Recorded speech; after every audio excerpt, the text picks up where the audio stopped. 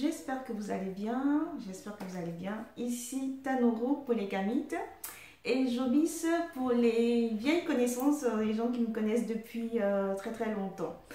Alors, Tanoro, vous savez, c'est mon nom africain, hein, mon nom original, on va dire, celui qui représente moi, celui qui fait que je suis moi. Voilà. Euh, je vous avais promis une vidéo sur euh, nos jeunes sœurs qui sont, on va dire, réduites en esclaves euh, au Koweït, dans les pays arabo-musulmans maghrébins. Et j'ai fait cette vidéo aujourd'hui parce que j'avais promis la faire après on va dire, notre visite au consulat du Cameroun en France. Et les nouvelles sont pas, moi personnellement, je dirais, les nouvelles sont pas très bonnes pour ces jeunes femmes parce que jusqu'à présent, on nous a dit que il y avait zéro information à ce niveau et qu'ils étaient en train de travailler dessus. Voilà. C'est étonnant qu'au niveau, comment dire, au niveau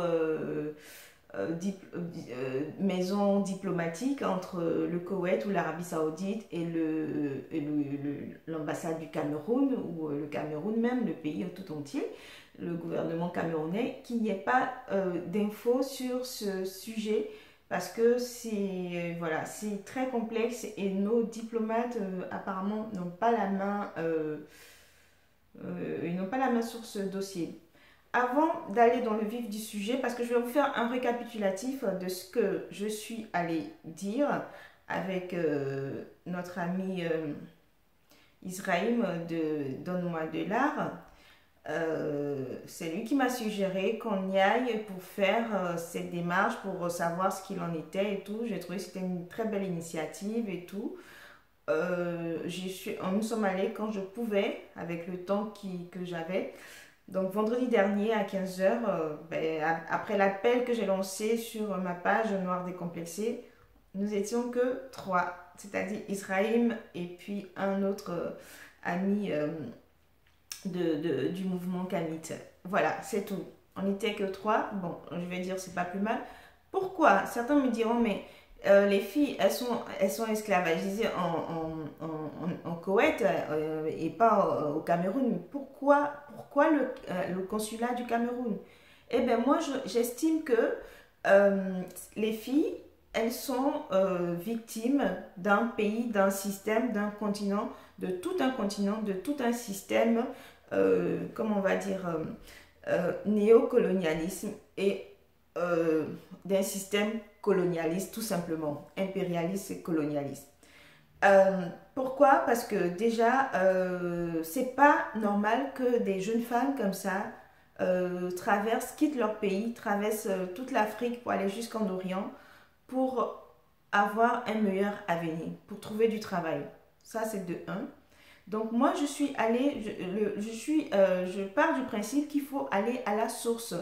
Ça ne sert à rien de vouloir incriminer, excusez-moi, je vais tourner un peu ma caméra pour la lumière.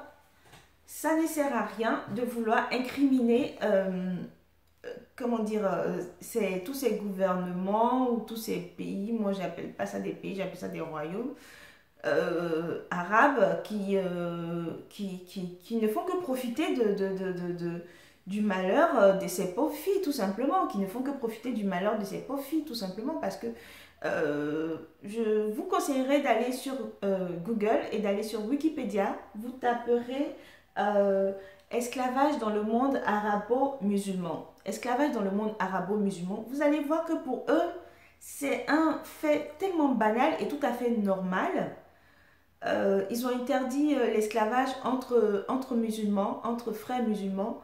Il n'y a pas longtemps, parce que l'esclavage arabe a commencé depuis le 7e siècle. Hein. Et donc, eux, ils ont interdit entre eux, frères musulmans et arabes, qu'au 20e siècle. Et il y a très peu de pays qui ont signé ces traités-là. Donc, si je peux les retrouver, il y a le Maroc, l'Irak, l'Arabie Saoudite et la Mauritanie. Voilà. Entre eux, ils n'ont pas le droit de se rendre esclaves l'un de l'autre. Parce qu'il y a des cas, c'est hiérarchisé, c'est par rapport à ça qu'ils rendaient les autres esclaves, voilà. Et donc, ils ont interdit ça depuis le XXe siècle. D'accord. Et par contre, comme cette pratique est liée aussi à la religion, puisque apparemment le prophète Mahomet avait des esclaves, de personnes qui venaient d'ailleurs, des, voilà, on va dire des trophées de guerre ou je sais pas quoi. Donc, lui, il avait des esclaves. Donc, les gens se sont basés sur ça aussi pour pouvoir ben, agir de tel. Ceux qui étaient fortunés, qui venaient d'une famille riche, royale, puissante, eh ben, ils avaient des esclaves. Donc voilà, donc ça a été légitimé aussi par la religion musulmane. Donc pour eux, c'est normal, c'est pas un défaut, c'est pas une tare. Donc nous, c'est choquant pour nous, mais eux, c'est pas choquant pour eux. Donc ils avaient droit à des esclaves, ils avaient des personnes entre eux, même de même couleur, de même confession, ils les rendaient esclaves par rapport à leur à l'hiérarchie, à leur rang social. Et il y a très peu de temps où ils ont, je sais plus en quel siècle, où ils ont dit, eh ben, on arrête de prendre nos frères pour être esclaves et tout. Par contre, les autres qui viennent d'ailleurs, les infidèles, parce que eux, les gens, tous ceux qui ne sont pas musulmans sont des infidèles, tous ceux qui ne sont pas arabes sont des infidèles. Hein. Ça, je tenais à vous le dire.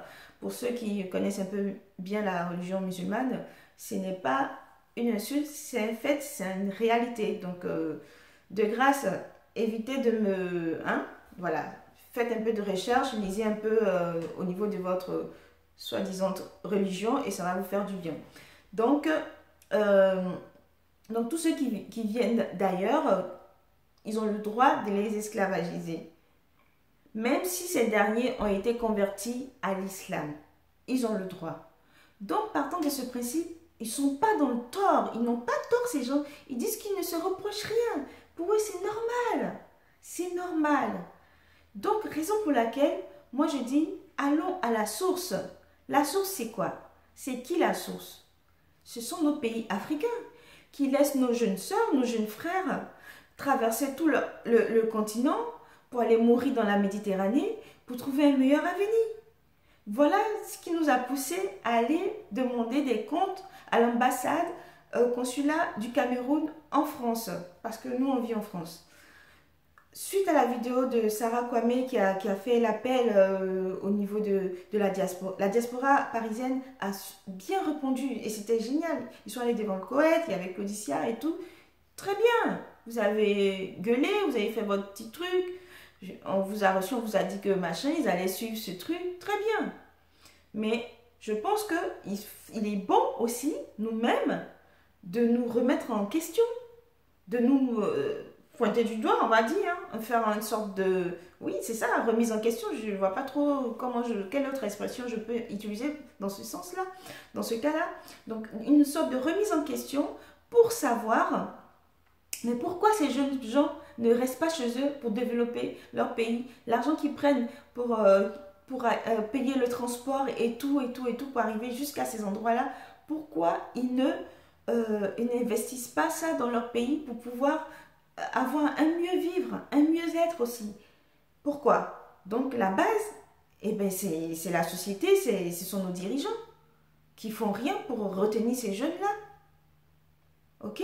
Donc, partant de ce principe, nous sommes allés faire une revendication à monsieur le consul ou vice-consul de l'ambassade du consulat du Cameroun en France. Et partant de ce fait,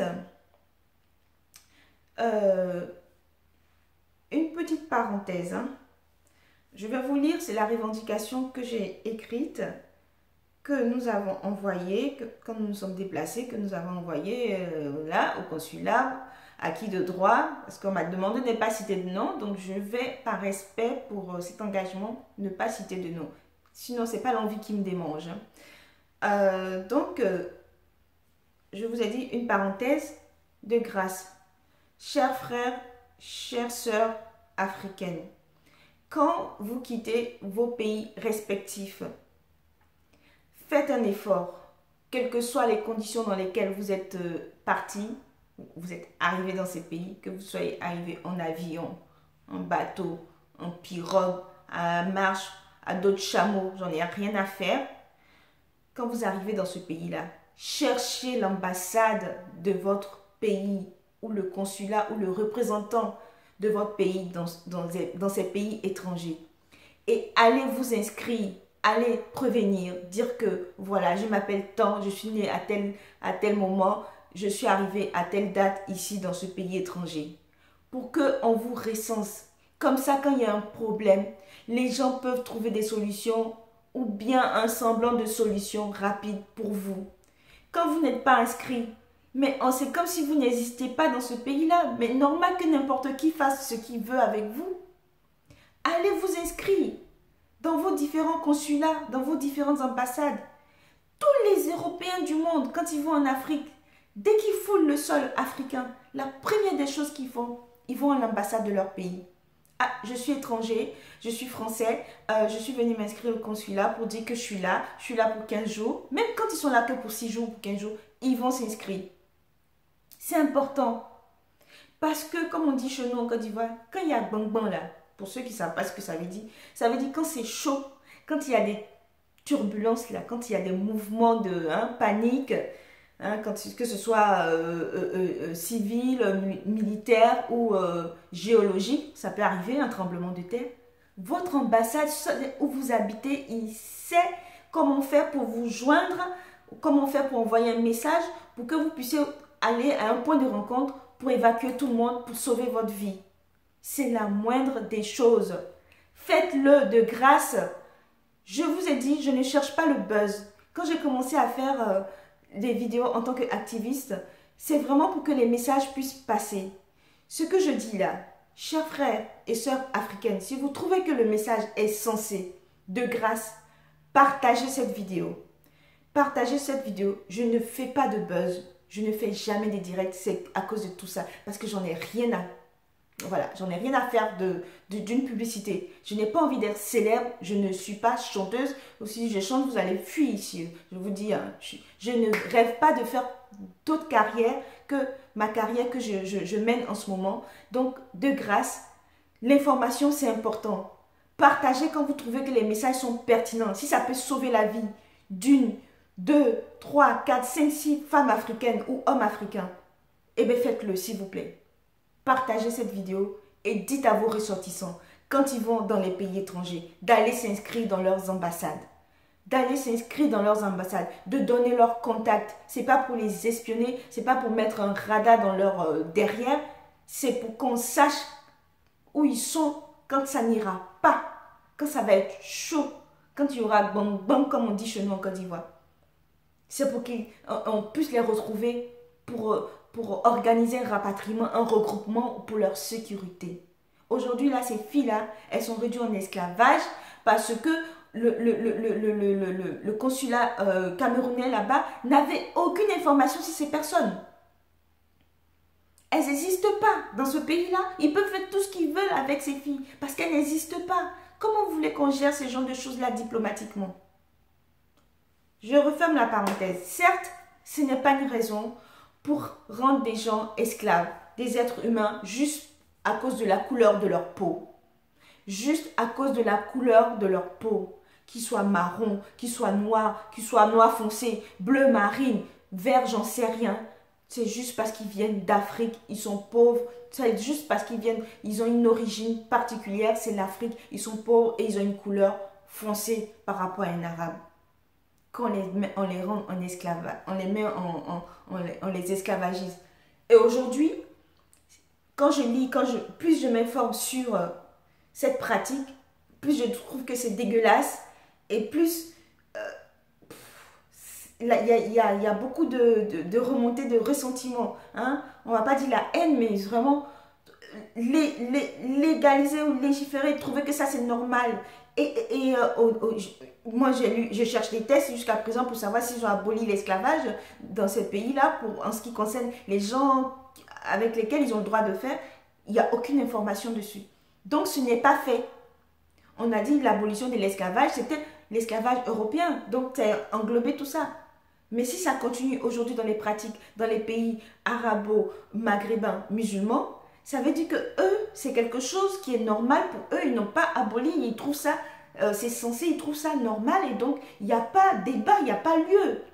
Quels sont ceux qui peuvent se battre pour ça? C'est vous les Africains qui pouvez vous battre, parce que c'est vous qui êtes les premiers concernés, qui pouvez vous battre, qui faites des pétitions, écrire des choses et dire ben stop, nous on veut plus de ça, quand nos étrangers ils vont chez vous, nos ressortissants ils vont chez vous, et ben il faut que vous les traitez de la même façon que, que nous on vous traite quand vous venez dans nos pays africains.